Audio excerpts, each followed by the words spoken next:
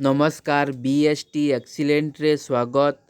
आज आम जानिबा सीएम किसान रो परवर्ती किस्ती केबे आसीबो बा सीएम किसान रो नेक्स्ट इनस्टॉलमेंट डेट केबे अछि एही वीडियो रे जानिबा।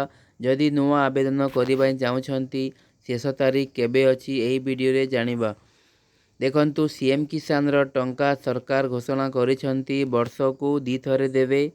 गोटिए तुमर होची अक्षय तृतीया, द्वितीय होची नुआखाई। जेहेतु 2025 रे दुईटा सरी जाइछि, दुईटा किस्ती समस्त को मिली जाइछि। जो मानकर सब ठीक अछि तांको मिली जाइछि। जे मानकर किछि भी भूल भाल बा त्रुटि पाए तांको एपर्यंत मिली नाही।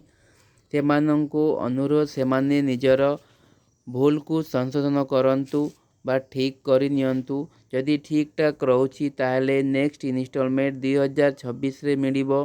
केबे मिलिबो एही वीडियो रे कुआजिबो।